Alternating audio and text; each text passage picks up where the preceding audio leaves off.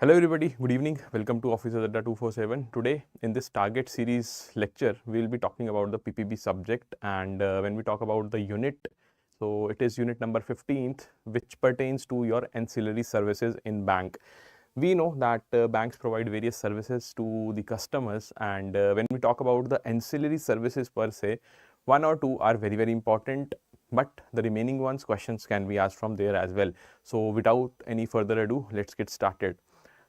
First of all, when we talk about the basics, that is the DD and the banker's check, here whenever most of you will be facing the customers, and mostly the customers have a specific query regarding the demand draft, it creates some kind of disintegration from the normal cash services which we normally tend to do in the banking sector. But why these are important, the demand draft or for that matter banker's check?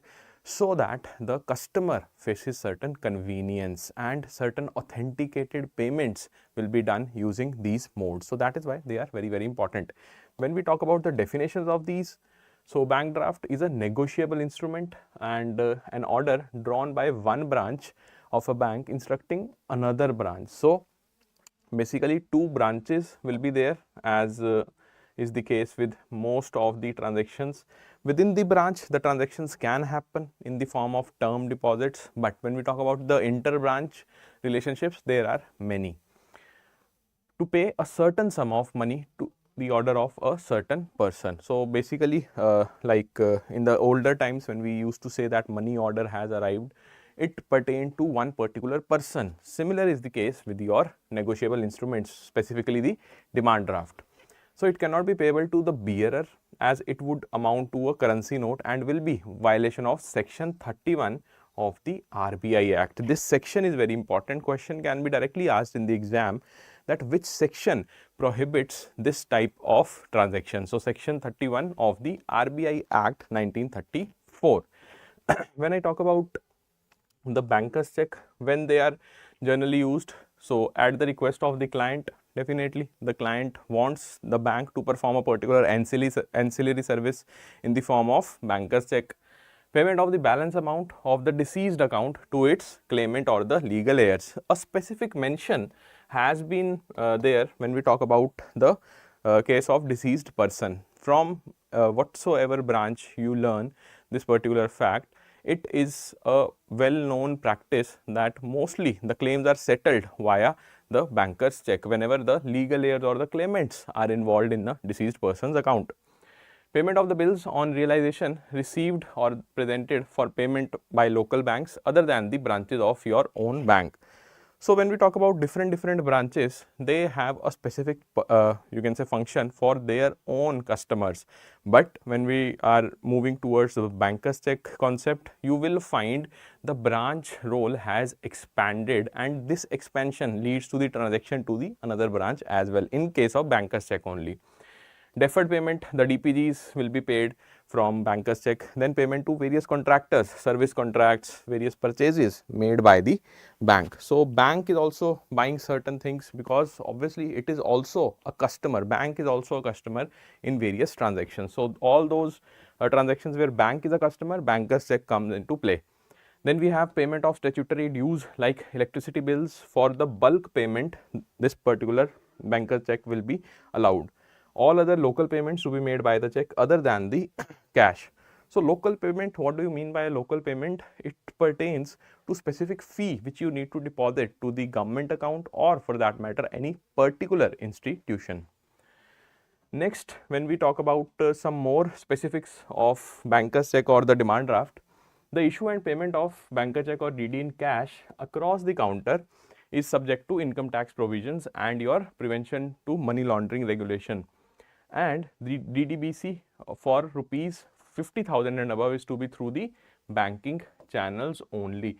Below 50,000, yes, via cash the transaction can be conducted, but beyond 50,000 it is not permissible in cash.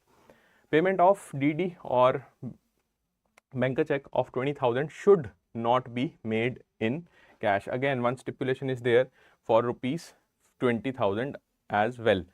DD and BC should be issued with account pay crossing if the amount is 20,000. Specifically, if it is 20,000, then crossing is mandatory on that particular instrument. Effective from September 15th, 2018, name of the purchaser should be mentioned on the face of DD or your banker check.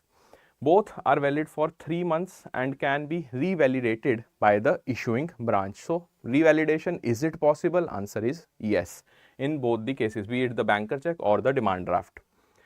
Now, when we talk about the revalidation for DD, a DD is revalidated only once within 1 year from the date of issue. This particular figure you must remember, that is 1 year, because directly question has been asked once in the examination that what is the time limit for the revalidation of a particular demand draft. It is 1 year. After 1 year, it is cancelled. Purchaser of DD or BC has no authority to countermand its payment after its delivery to the payee. That goes without saying, because the transaction has been completed. Now we cannot do anything, neither the bank nor the person. The bank shall exercise caution if the purchaser reports a loss or theft of DD or BC if not already paid. And let me remind you that most of the branches has this practice of maintaining a DD register, so that they can record all those DDs which they have either issued or the customer has submitted it to them. Refund on the cancellation of DD or BC is made only if the original instrument is tendered without any signature of, or you can say any special crossing or any traces of negotiation, and on proper identity of purchaser. So, the bank must ensure that this particular instrument, this particular negotiable instrument belongs to this person, this individual, and they are carrying out the transaction based on the customer's behalf, because we are talking about what? We are providing certain service to the customer, the ancillary services. Next, when we talk about duplication, so can a duplicate DD or banker check be issued?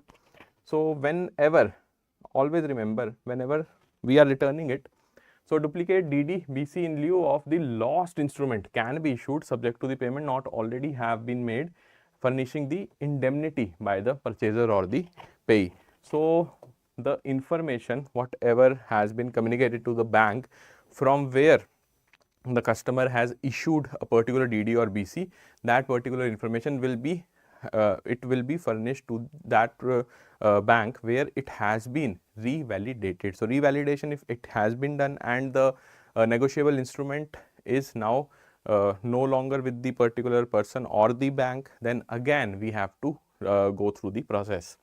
RBI has advised that duplicate is to be issued with a particular time frame, that is within fortnight. So, within 15 days you must again issue the duplicate DD or BC. For the delay beyond this stipulated period, banks have to pay interest, fine. So, normally banks do it within a week only, because they also know otherwise the penalty will be levied at the rate fixable applicable for the FD of corresponding maturity in order to compensate the customer for such delay where the request has been made by the purchaser. So, always remember, being a banker, if the special case is there when the DD or BC has been lost or stolen and you have agreed to reissue the demand draft or for that matter banker's check, you must complete such kind of transactions within 15 days.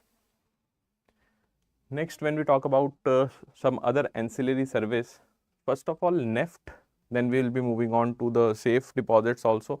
So, the major ones will be covering here, and if you are interested to have a comprehensive discussion of all the units of PPB or for that matter other subjects also, we have dedicated batches which are ongoing right now. We have increment batch, we have success batch specifically for the English medium audience. So, if you are very serious about this examination which will be held in within a time span of what, 4 months, less than 4 months now, 2nd of November is the examination date for the first exam, that is IIFS. I would highly recommend you to just go with the timetable which you are having right now, whatever timetable you have made, and stick to that. If not, then start making certain time slots in the morning or for that matter in the evening. If you are unable to make that, unable to have that consistency which is required to crack this exam, I would highly recommend that you should go through the curriculum of these courses which we are providing on the website. You can see that. So NEFT, that is National Electronic Funds Transfer System. Everybody knows NEFT and RTGS are the two major, you can say, tools in front of bankers for the transaction to be made in either real time or for that matter in batches. So NEFT is remittance system of RBI in operation since 2005. November 2005, NEFT is operational since then. Now in November this year we will be celebrating 20 years of this particular system.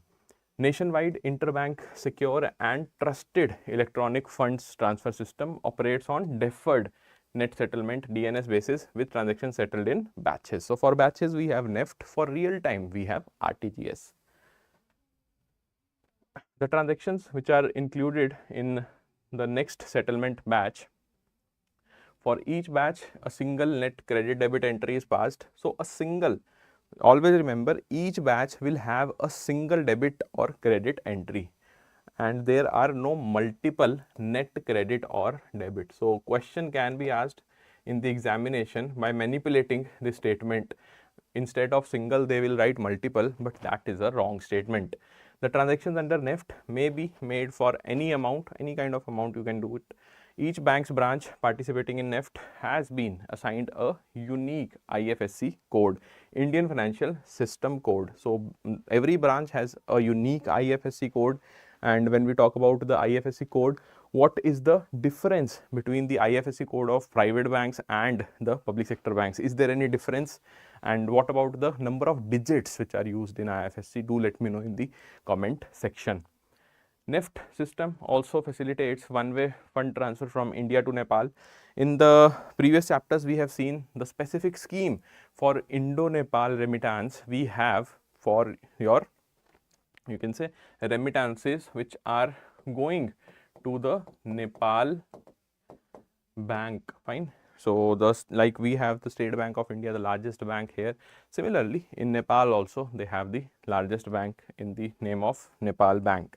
So Indo-Nepal remittance facility scheme has been instated for transferring the funds from India, all those people of Nepal who are working in India and remitting the you can say their salaries or funds to their family back in Nepal. They are using which system? The NEFT system.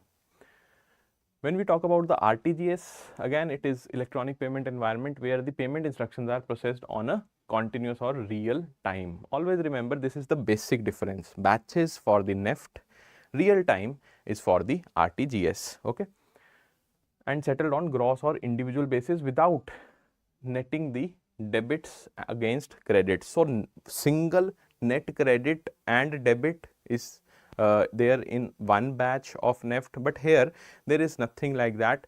You are not singling out any kind of debit against credit.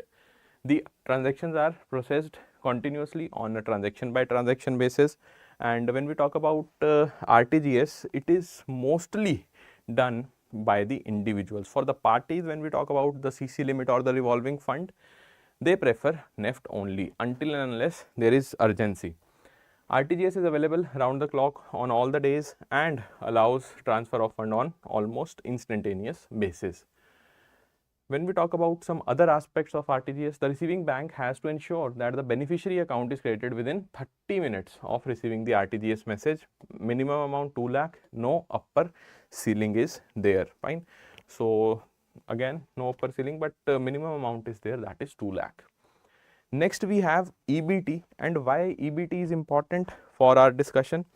Simply stating, when we talk about the social inclusion or for that matter financial inclusion via the Jan Dhan account, Pradhan Mantri Jan Dhan Yojana, from there this concept has been a very popular one since 2014-15. Why? Because directly you are transferring the benefit of the beneficiary which is supposed to get one particular amount from the government without any interference from the intermediary. And the similar structure you can say is via EBT, that is electronic benefit transfer. So when we talk about EBT, it is a product for financial inclusion through which payment reach the beneficiary's bank account. The success of any welfare scheme or the state benefit transfer must ensure timely disbursal of the benefits without any leakage. What kind of schemes are there when we talk about the types of schemes in our nation? Mostly the social inclusion schemes or the social incentivized scheme like your NREGA. So NREGA, then you have National Old Pension Scheme, insurance scheme also, and some benefit will be directly transferred via your PMAY as well. So all those schemes which are there for the social inclusion as well as the financial inclusion objective, they will be covered under the EBT system. It functions on one district, many banks, one leader bank model. So various banks will be aligned via one district. In one particular district, you have many banks, one leader bank will be there, and this particular model will be finalized in every district. State government deals only with one leader bank in a district designated by the consultation of RBI's regional office in that particular state and for the district itself. When we talk about the SLBC, the state level bankers committee is also there, and the lead bank scheme having the purview over the entire banking system in one particular district is also involved in this setup. Leader bank makes the arrangement with other banks in the district or the revenue sharing contract. Nodal department is designated in the state government to deal with the leader bank for all these schemes. So nodal department, whatever department is there for which the scheme has been implemented, like the department for agriculture and farmer welfare is there. Then you have for the education ministry, various departments are there. Then for health ministry, we have various departments. For women welfare, for the health and nutrition of the babies, the infants. So various departments will be involved with respect to the specific scheme which they are implementing via the EBT.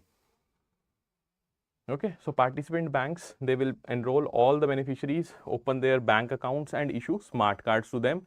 Every month what will happen? One leader bank which was assigned, it will receive the funds from state governments in the saving account opened by the nodal department with it, and transfer funds to other banks for credit to the accounts, and ultimately the final beneficiary will be having or receiving those funds.